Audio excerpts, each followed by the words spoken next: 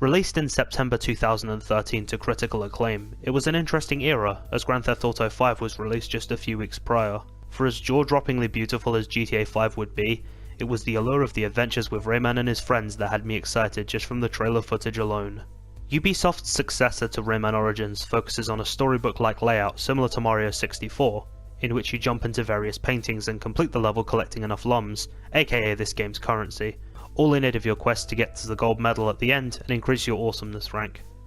Much like Origins, Rayman, Globox and the Teensies are back in action.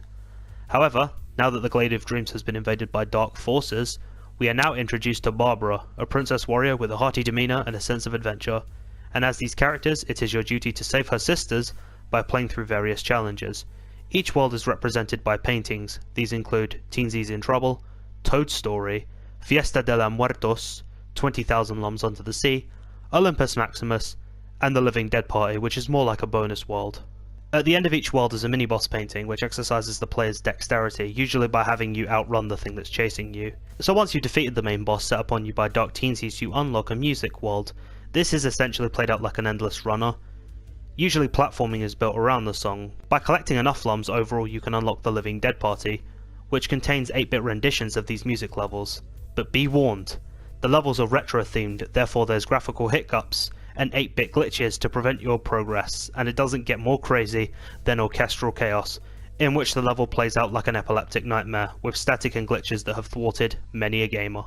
The game was an overwhelming positive worldwide, and the gameplay may be the core reasoning behind that. If you're a platforming novice, then the level designs are similar to Origins in terms of layout, but the cool addition to Legends is that it brought the nostalgia with it. In the main gallery there's a particular painting called Back to Origins, in which by getting 3 Origin symbols on the lucky tickets you collect, by getting at least half the required lums, you can play Legend-styled renditions of levels from Rayman Origins, including the original boss battles too. Each boss battle in Legends feels fresh, as you have to utilise a specific playstyle to defeat the enemy, using speed, platforming and reflexes. Plus there's Kong Foot.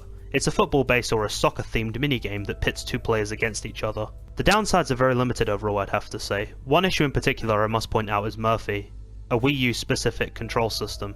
Murphy is a frog with wings who is needed to move certain objects or tickle large enemies to distract them. Now in the Xbox 360, PlayStation 3 and PlayStation 4 versions of the game, this is no issue, it's a one-button press. But in the Wii U version, can you guess the specific tool necessary? Yep, it's the touchpad. So swiping on the pad means you have to keep looking up at your television screen and alternate between the two, or just purely focus on the touchpad, which thankfully is limited to specific levels in the game, and is not necessarily in every level. So that's a predominantly minor irritation, I'd say.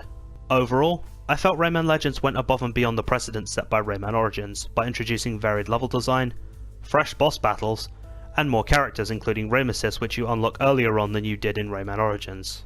Thanks Ubisoft. Rayman Legends to me is a must for all platform enthusiasts, with an intoxicating atmosphere that would make Fallout 4 players envious.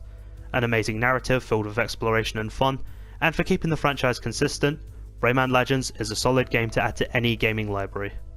I've been Heracross Gaming, and that was Rayman Legends. See ya.